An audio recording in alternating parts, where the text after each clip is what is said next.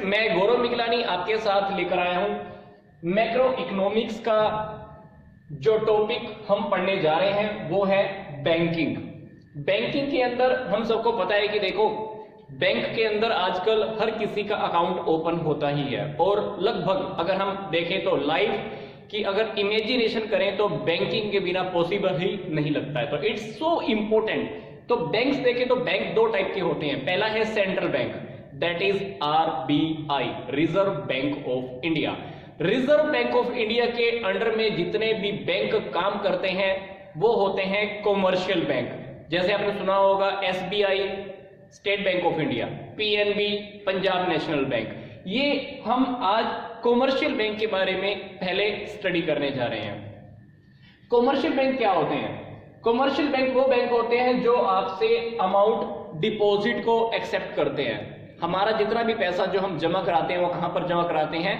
Commercial bank में deposit कराते हैं। तो कॉमर्शियल बैंक का पहला काम क्या है कि वो हमारा अमाउंट डिपॉजिट कराता है, अमाउंट डिपॉजिट लेता है, लोन भी देता है, लोन को ग्रांट करता है। फिर इसका कॉमर्शियल बैंक का जो मेन टारगेट होता है वो होता है प्रॉफिट अर्न करना, प्रॉफिट कमाना। कॉमर्शियल बैंक के एग्जांपल आपको पता है जो मैंने अभी आपको बताया, state bank of India, Punjab national bank, ICICI bank, HDFC, IDBI bank, ये सारे के सारे बैंक कॉमर्शियल बैंक जाने जाते हैं। पर मैं आपको फिर से रिपीट कर रहा हूं, RBI, reserve bank of India, ये सेंट्रल बैंक है। तो अभी हम कॉमर्शियल बैंक के अंदर देख रहे हैं। कॉमर्शियल बैंक के अंदर देखो जनरली होता क्या है। मान लीजिए हम हाउस होल्ड, हम अपना पैसा कहां पे डिपॉजिट कराते हैं? बैंक में डिपॉजिट कराते हैं। बैंक इसके बदले में हमें क्या देता है? इंटरेस्ट देता है। इस इंटरेस्ट को जो बैंक हमको इंटरेस्ट देता है इसको हम बोलते हैं बोरोइंग रेट। क्या बोलते हैं? Borrowing rate. मान लीजिए बैंक ने हमको इंटरेस्ट कितना दिया है? 5% दिया। बैंक अब इस पैसे को डिपॉजिट करके करता क्या है? बैंक को क्या बेनिफिट होता है? बैंक ने जो पैसा हमसे डिपॉजिट कराया है इसमें से कुछ पैसा हमारे अकाउंट में इंटरनल फॉर्म में बैंक की नॉलेज में वो पड़ा रहता है, रखा रहता है।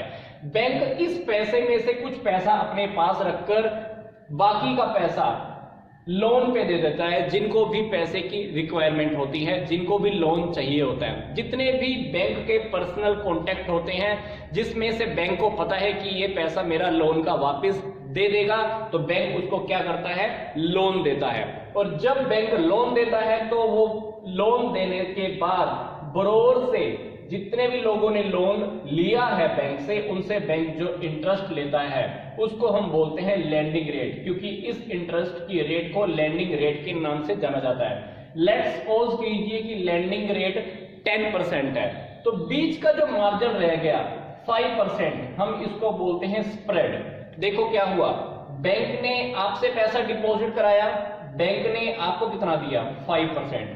यही पैसा बैंक ने आगे उधार लोन कितने पे दिया? 10%। तो ये जो 5% का जो इनकम जनरेट हुआ बैंक के लिए, इसको हम बोलते हैं स्प्रेड। और यही स्प्रेड, यही जो गैप है इंटरेस्ट का, यही बैंक के लिए प्रॉफिट होता है। अब स्प्रेड की रेट लोन जो अलग अलग होते हैं, मान लो आपको पर्सनल लोन चाहिए, होम लोन चाहिए, एग्रीकल्चर लोन चाहिए या फिर कार लोन चाहिए, हर किसी लोन के ऊपर जो स्प्रेड की जो रेट होती है वो अलग अलग होती है। जैसे एसबीआई की इंफॉर्मेशन के अकॉर्डिंग एसबीआई के अंदर पर्सनल लोन के ऊपर स्प्रेड की रेट आजकल सबसे ज्यादा हाई चल रही है। इसी प्रकार से एग्रीकल्चर के ऊपर अगर आप लोन लेते हो तो वहां पर स्प्रेड सबसे कम चल रहा है, क्योंकि एग्रीकल्चर के ऊपर जब भी आप लोग लोन लेते हैं तो उसके ऊपर गवर्नमेंट आपको सब्सिडी देती है। तो इस प्रकार से ये जो डिफरेंस है इंटरेस्ट का, यही एक बैंक के लिए प्रॉफिट होता है। अब बात करते हैं कि बैंक, कॉमर्शियल बैंक के क्या फंक्शंस होते हैं। कॉमर्शियल बैंक के हम पहले पढ़ रहे हैं एक्सेप्टिंग डिपॉजिट, फिर दूसरा पढ़ेंगे हम एडवांसिंग लोन, फिर कुछ हमने फंक्शंस पढ़ने हैं अदर फंक्शंस। क्या काम है कॉमर्शियल बैंक का? पहली बात एक्सेप्टिंग डिपॉजिट। एक्सेप्टिंग डिपॉजिट के अंदर जनरली सी हमको ये लगता है कि बैंक के अंदर अकाउंट सिर्फ एक ही प्रकार का होता है जो जनरली हम लोग खोलते हैं, सेविंग अकाउंट होता है जिसके ऊपर बैंक हमको इंटरेस्ट देता है, पर नहीं, रियलिटी के अंदर आप 3 टाइप के अकाउंट बैंक के अंदर खोल सकते हैं। पहला होता है करंट अकाउंट। करंट अकाउंट की फैसिलिटी मोस्ट प्रोबेबली उन लोगों को ही मिलती है जो बड़े बड़े बिजनेसमैन होते हैं या छोटे बिजनेसमैन हैं, उनको भी बैंक करंट अकाउंट की फैसिलिटी देता है। करंट अकाउंट के अंदर क्या होता है, आप जितना पैसा डिपॉजिट कराते हो उससे थोड़ा सा और कुछ लिमिट के अंडर आप उससे कुछ ज्यादा पैसा भी विड्रॉ कर सकते हो। लेट्स सपोज कीजिए कि आपका 1 लाख रुपए बैंक में पैसा जमा है, तो आप बैंक से चाहे तो 1,10,000 रुपए मतलब 10,000 एक्स्ट्रा निकाल सकते हैं। करंट अकाउंट के अंदर क्या होता है ना कि एक बिजनेस की रेगुलर ट्रांजैक्शन होती रहती है, पैसा आया गया, पैसा आया गया, इसलिए करंट अकाउंट के ऊपर कभी भी कोई कमर्शियल बैंक इंटरेस्ट नहीं देता है। फिर दूसरा अकाउंट होता है सेविंग अकाउंट। सेविंग अकाउंट जो जनरल पब्लिक खोलती है, हम जैसे लोग खोलते हैं सेविंग अकाउंट। सेविंग अकाउंट के अंदर क्या होता है, आपका पैसा, आप जितनी भी आपकी घर पे सेविंग होती है उसमें से आप अमाउंट बैंक में जमा कराते रहते हैं। सेविंग अकाउंट के ऊपर बैंक आपको इंटरेस्ट देता है। ये लगभग आज के टाइम के अंदर इंटरेस्ट रेट एसबीआई के अकॉर्डिंग 2.75% चल रही है। सेविंग अकाउंट को सेविंग अकाउंट क्यों बोलते हैं, क्योंकि इसके अंदर आपका पैसा मोस्ट प्रोबेबली सेव ही रहता है। आप पैसा अगर निकालते भी हो तो टोटल अमाउंट का थोड़ा बहुत पैसा ही निकालते हो, सारा का सारा पैसा आप एक साथ विड्रॉ नहीं करते हो इसके अंदर, क्योंकि ये सेविंग अकाउंट को ओपन करने का पर्पस ये होता है कि हमको अपनी सेविंग करनी है जो हमारी फ्यूचर में कभी काम आती है। इसलिए सेविंग अकाउंट के ऊपर कॉमर्शियल बैंक इंटरेस्ट भी पे करते हैं। पहले रूल्स के अकॉर्डिंग हमको इंटरेस्ट मिलता था हर 6 महीने के बाद, मतलब साल में 2 बार आपको इंटरेस्ट मिलता था, पर अभी टर्म्स एंड कंडीशन कुछ चेंज हो चुकी हैं, तो हर 3 महीने के बाद कॉमर्शियल बैंक आपको इंटरेस्ट पे करता है, जो कि आपके बैंक अकाउंट के अंदर डिपॉजिट हो जाता है। फिर तीसरे प्रकार का जो डिपॉजिट होता है उसको हम बोलते हैं फिक्स्ड डिपॉजिट। फिक्स्ड डिपॉजिट का मतलब आपने सुना होगा एफडी बोलते हैं आप। ये क्या होता है, मान लो आपने 5 साल के लिए बैंक में पैसा जमा कराया, तो इसको आप 5 साल से पहले बैंक में से पैसा नहीं निकलवा सकते हो। अगर आप 5 साल से पैसा निकलवाते भी हो तो उसमें से कुछ अमाउंट बैंक डिडक्ट कर लेता है, काट लेता है। तो फिक्स डिपॉजिट के ऊपर इंटरेस्ट का रेट जो आज की डेट में एसबीआई की फॉर्म में चल रही है वो है 5.10। फिक्स डिपॉजिट का पैसा जितने टाइम के लिए आप डिपॉजिट कराते हो उससे पहले हमको पैसा नहीं निकलवाना होता है, उसके बाद ही आप फिक्स डिपॉजिट से पैसा निकाल सकते हो। This is the accepting deposit. अब बात करते हैं कि जब पैसा जमा होता है बैंक के अंदर, इस फॉर्म के अंदर, तो बैंक उस पैसे का करता क्या है। डेफिनेटली बैंक देता है लोन, जो हम अभी यहां पर भी स्टडी कर रहे थे। पहला प्रकार का जो लोन है वो है लॉन्ग टर्म लोन। बैंक देता है long term loan. Long term loan का मतलब है कि ऐसे लोन जो जिसका टाइम पीरियड 1 साल से ज्यादा होता है। जब बैंक 1 साल से ज्यादा टाइम पीरियड के लिए अगर लोन देता है तो उसको हम बोलते हैं लॉन्ग टर्म लोन। फिर एक होता है short term loan. Short term loan जिसका टाइम पीरियड मैक्सिमम 1 साल क्या होता है, 1 साल या 1 साल से कम, तो इस प्रकार के लोन को बोलते हैं शॉर्ट टर्म लोन। एक ऐसा लोन भी होता है जो लॉन्ग टर्म लोन और शॉर्ट टर्म लोन के मिड का होता है, बीच का काम करता है, that is the demand loan. Demand loan क्या होता है, एक ऐसा लोन होता है कि आपने मान लो बैंक में पैसा जमा कराया, बैंक आपको बोलता है कि देख जब मुझे पैसे की जरूरत होगी तो एक टाइम पीरियड के बाद मैं तुमसे पैसा कभी भी वापस डिमांड कर सकता हूं। लेट्स सपोज कीजिए कि बैंक ने आपको बोला कि 6 महीने तक मैं तेरे से पैसा नहीं मांगूंगा, पर 6 महीने के बाद मैं तेरे से कभी भी लोन का पैसा वापस मांग सकता हूं, और 6 महीने के बाद कभी भी बैंक आपसे पैसा अगर डिमांड करता है तो आपको लोन का पैसा वापस चुकाना पड़ता है। पर अगर आपके पास पहले भी पैसा है तो आप 6 महीने से पहले भी पैसा अमाउंट रिटर्न कर सकते हो, पहले भी पे कर सकते हो। पर डिमांड डिपॉजिट वाला जो लोन है वो बहुत ही रेयर केसेस में मिलता है, और मिलता उन्हीं को है जो बिजनेसमैन टाइप के लोग होते हैं।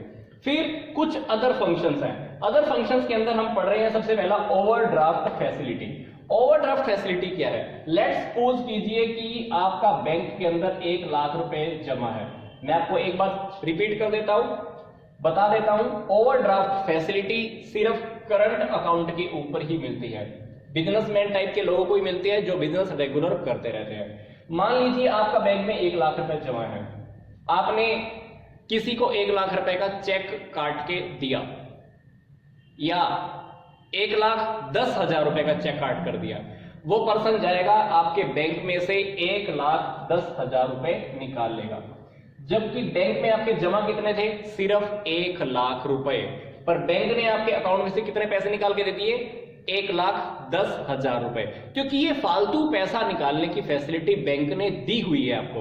तो जितना अमाउंट हमने एक्स्ट्रा विड्रॉ किया है, जितना पैसा हमने फालतू निकाला है या किसी को कहकर निकलवाया है, तो इसको हम बोलते हैं ओवरड्राफ्ट फैसिलिटी। आप इन फ्यूचर 2 महीने में, 3 महीने में जब भी आप ये वाला एक्स्ट्रा अमाउंट बैंक में वापस जमा कराते हैं या कभी भी आपका बैंक में पैसा आता है, तो बैंक आपके ये 10,000 रुपए काट लेगा वहां से और आपको इसके बदले में इंटरेस्ट भी पे करना पड़ता है। फिर दूसरी जो फैसिलिटी हम जो एक्स्ट्रा पढ़ रहे हैं वो है डिस्काउंटिंग बिल्स। डिस्काउंटिंग बिल का क्या टॉपिक है, थोड़ा सा ध्यान से देखेंगे। मान लीजिए एक बिजनेस ने, ये टॉपिक वो टॉपिक है जो कॉमर्स के स्टूडेंट बहुत अच्छे से समझ सकते हैं, क्योंकि ये 11th क्लास के अंदर बिल्स ऑफ एक्सचेंज का एक चैप्टर है, उसके अंदर ये टॉपिक ऑलरेडी आ चुका है। बिजनेस ने मान लीजिए एक पर्सन को गुड्स कुछ बेचा था, इसने अभी पैसा देने से मना कर दिया, पर बिजनेस ने बोला कि क्या गारंटी है कि तू मुझे पैसे दे देगा, तो इसने बोला कि 3 महीने के बाद मैं पैसा दे दूंगा। तो बिजनेस ने क्या किया, इसके ऊपर एक बिल लिखा, एक डॉक्यूमेंट लिखा, इस डॉक्यूमेंट के अंदर सारी टर्म्स एंड कंडीशन लिखी हुई है कि तुम मुझे 3 महीने के बाद पैसे देने वाले हो और तू इस बात को क्या एक्सेप्ट करता है। बिजनेस ने इस डॉक्यूमेंट पे साइन किया और इसको लिखकर भेज दिया। ये डॉक्यूमेंट बिजनेस के पास वापस आ गया। इस डॉक्यूमेंट में क्या लिखा हुआ है, इस डॉक्यूमेंट में लिखा हुआ है कि ये पैसा 3 महीने के बाद मिलने वाला है। लेट्स सपोज करिए कि ये पैसा 1 लाख रुपए है।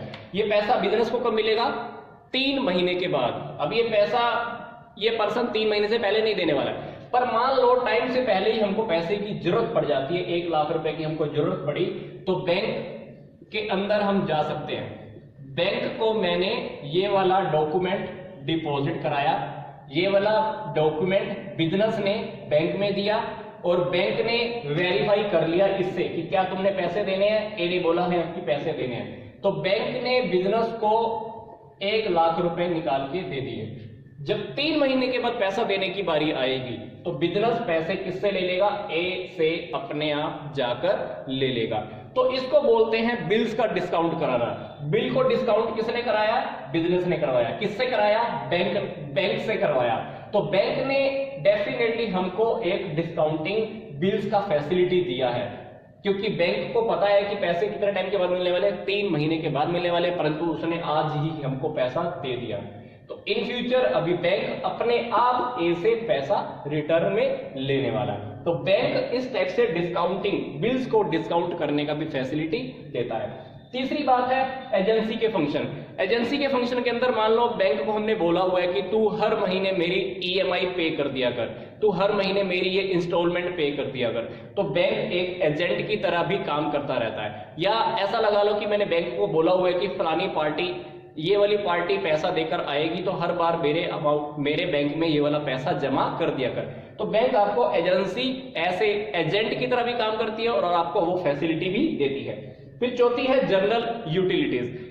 कॉमर्शियल बैंक जनरली आपको लॉकर की फैसिलिटी देते हैं, कुछ अदर इंफॉर्मेशन भी देते हैं, टैक्स की इंफॉर्मेशन भी देते हैं, और भी कुछ जो भी हमारी पॉलिसीज होती है उसके बारे में हमको सारी की सारी इंफॉर्मेशन देता रहता है। तो यहां तक का वीडियो देखने के लिए आपका बहुत बहुत धन्यवाद। नेक्स्ट वीडियो में हम ये देखने वाले हैं कि एक कॉमर्शियल बैंक मनी क्रिएट कैसे करता है। देन हम देखेंगे कि रिजर्व बैंक ऑफ इंडिया क्या है और रिजर्व बैंक ऑफ इंडिया के फंक्शंस क्या है। बहुत इंपॉर्टेंट पार्ट है, नेक्स्ट वीडियो देखना मत भूलें।